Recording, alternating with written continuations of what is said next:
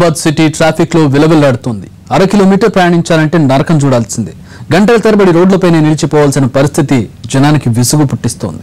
ఎన్ని పరిష్కార మార్గాలు అన్వేషిస్తున్నా సమస్యలు మాత్రం తీరడం లేదు. అయితే తాజాగా ఒక కొత్త పద్ధతికి శ్రీకారం చుట్టారు ట్రాఫిక్ పోలీసులు. దీనివల్ల కొంత ప్రయోజనం ఉంటుందంటున్నారు. అదేంటో మీరే చూడండి. హైదరాబాద్ లో దాదాపుగా 1 కోటి జనాభా, 1/2 కోటి వాహనాలు. ఇక్కడ నివసించే ప్రతి వ్యక్తి నిత్యం అనుభవించే సమస్య ట్రాఫిక్కే. దీన్ని మించింది ఏదీ లేదు. ట్రాఫిక్ పద్మవ్యూహంలో చిక్కుకుని నగరజీవి విలవెల్లాడుతున్నాడు. గంటల తరబడి రోడ్లపైనే వాహనాలపై ఉండాల్సి వస్తోంది. వాహనాలు ముందుకు కదలవు. ఒకవేళ కదిలినా 100 మీటర్లు దాటితే మళ్లీ అవే చిక్కులు. దానికి తోడు పొగ కాలుష్యం వాహనదారులను పట్టి పీడిస్తోంది. ఓవైపు మెట్రో పనులు సాగుతున్నాయి. కొన్ని ప్రాంతాల్లో కృష్ణా వాటర్ పైప్ లైన్లు, విద్యుత్ అండర్లైన్ పనులతో ట్రాఫిక్ అస్తవ్యస్తంగా మారింది. ఇదిలా ఉంటే ట్రాఫిక్ సాఫీగా సాగేందుకు 1 way, left free road, U turn ఇలా అనేక ఏర్పాట్లు కూడా చేశారు. అయినా మార్పు రాలేదు. తాజాగా ట్రాఫిక్ పోలీసులు ఓ కొత్త ప్రతిపాదన తెరపైకి తెచ్చారు. సిటీలో ఓ 10 ట్రాఫిక్ జామ్ ఏరియాలను గుర్తించారు. అక్కడ రైల్వే బ్రిడ్జిల వల్ల వాహనాలు గంటల తరబడి ముందుకు సాగటం లేదన్న దానిపై అధ్యయనం కూడా చేశారు.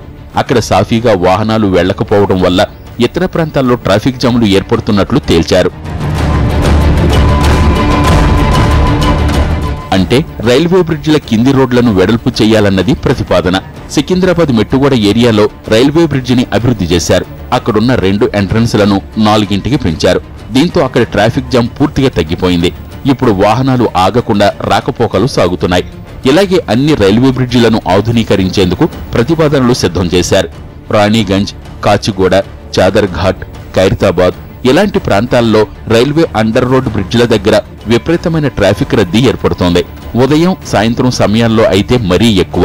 నేషనల్ హైవే అథారిటీకి ఈ ప్రతిపాదనలు చేరడంతో త్వరలో వీటికి పరిష్కారం లభిస్తుందంటున్నారు ట్రాఫిక్ పోలీస్ అధికారులు. 2 ఓపెనింగ్స్ ఉన్న చోట 3 గానీ 4 గానీ చేస్తే గనక అక్కడ ట్రాఫిక్ కొంచెం స్మూత్ గా ఫ్లో అవడానికి అవకాశం ఉందని చెప్పేసి వాళ్ళు ప్రతిపాదనలు కూడా పెట్టడం జరిగింది.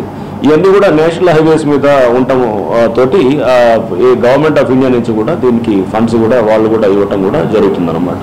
సో బట్ ఈ మధ్య వచ్చినటువంటి సుప్రీంకోర్టు ఇచ్చినటువంటి జడ్జిమెంట్ ఏదైతే ఉందో ఏది ఈ నేషనల్ హైవేస్ వాటి దగ్గర బార్స్ ఉండకూడదు అని చెప్పే దాని మీద కొంత డీనోటిఫై చేస్తానికి అవకాశం ఉందనేటువంటి వార్తలు కూడా వస్తున్న దీంట్లో అది దాన్ని బట్టి తర్వాత మనం ఫ్యూచర్ కోర్స్ ఆఫ్ యాక్షన్ ఎవరు దానికి స్పాన్సర్ చేయాలి, జిహెచ్ఎంసీ చేయాలా లేకపోతే national highways authority of India చేయాలనేది తర్వాత కోర్సులో మనకు తెలుస్తుంది.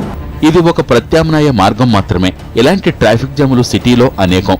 వాటిపైనే దృష్టి పెట్టాల్సిన అవసరమూ ఉంది.